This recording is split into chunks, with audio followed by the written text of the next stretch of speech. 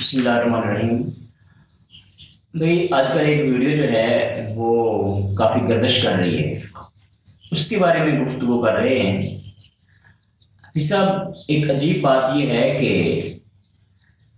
اس دور میں میڈیا کا دور ہے اور اس ہر جگہ پر یہ بات جو ہے پھیل چکی ہے، لیکن اس کے باوجود اس کا محاسبہ کیا جا رہا ہے یا نہیں۔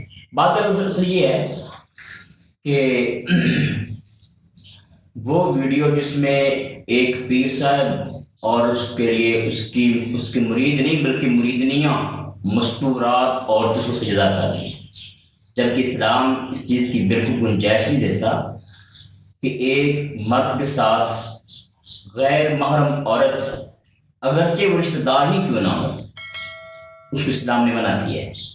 اور بے پردگی کے عالم میں اس طرح ایک عورت جو ہے وہ جا کر ایک مرد کے سامنے سجدہ کرے، اور سجدہ بھی وہ جو ہم نماز میں کرتے ہیں بے عینے اس طرح سجدہ کرتے ہیں، اور اس کا پوری دنیا کو پتہ ہے، ہر ایک جگہ پر یہ بات پہنچ چکی ہے، لیکن اس کے بعد اس کا محاسبہ نہیں ہے۔ اصل مقصد یہ ہے کہ جب دنیا میں کوئی بھی کسی بھی معاملے میں دخل اندازی کرتا ہے تو ہم اس کو برداشت نہیں کرتے۔ مثلاً ایک آدمی اگر عدلیہ کے خلاف کوئی بات کرتا ہے تو ہم یہ کہتے ہیں کہ توہین عدالت کا کیس اس پر ہوگا، اور اس طرح کسی بھی ادارے کے درمیان دخل اندازی کرے گا تو ہم اس کو توہین سمجھیں گے۔ کوئی بھی معاملہ ہو ہم اس کو برداشت نہیں کرتے۔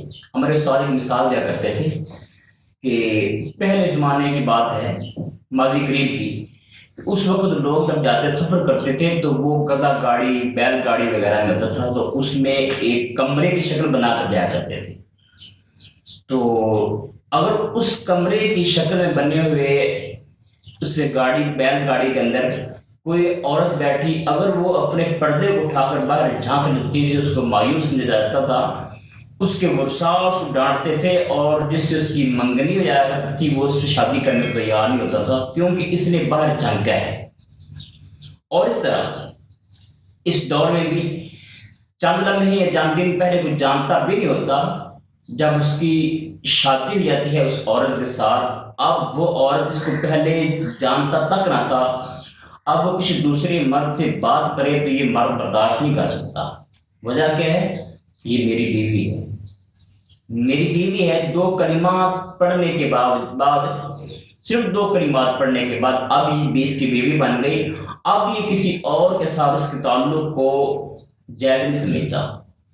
تو کیا رب العالمین اس کی غیرت اس انسان سے بھی کم ہے کہ جس کے سامنے شرک کرنے والے بیٹھے ہیں اور دونوں مجرم ہیں؟ شرک کرنے والے سجدہ کرنے والے بھی مجرم ہیں، اور جن کو سجدہ کیا جا رہا ہے وہ دونوں ہی مجرم ہیں۔ اور ہمارے اکابر نے اس بات کو اٹھایا بھی ہے۔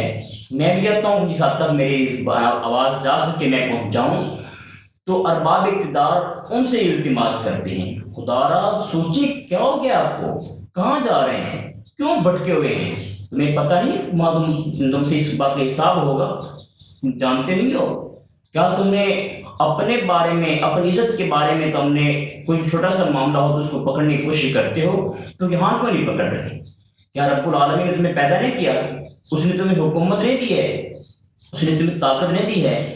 تو آپ کو پتہ ہے کہ جب انسان کے پاس طاقت ہو تو کوئی آدمی خلاف شرع کام کر رہا ہو، اس کو اپنی طاقت کے بل بوتے پر اس کو پکڑنا چاہیے اور اس غلطی سے چھڑوانا چاہیے۔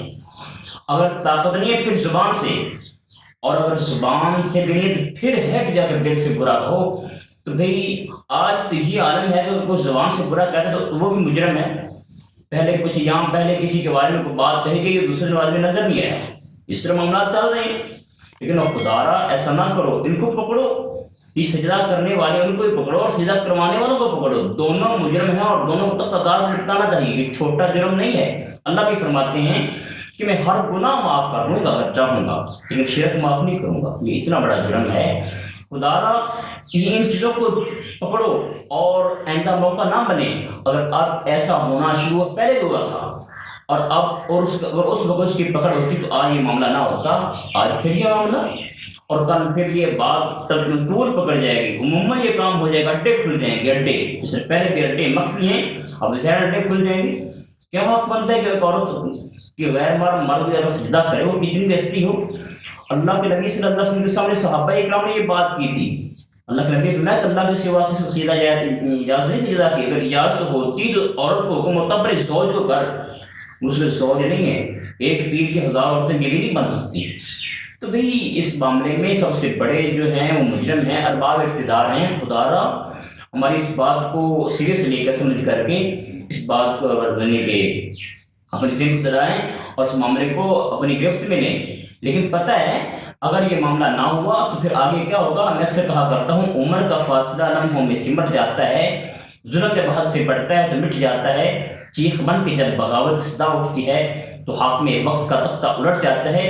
حدیث میں ہے، حدیث پاک میں الظلم ظلمات یوم القیامہ، ظلم قیامت کے روز اندھیرے کے صورت میں ہوگا اور شرک بہت بڑا ظلم ہے.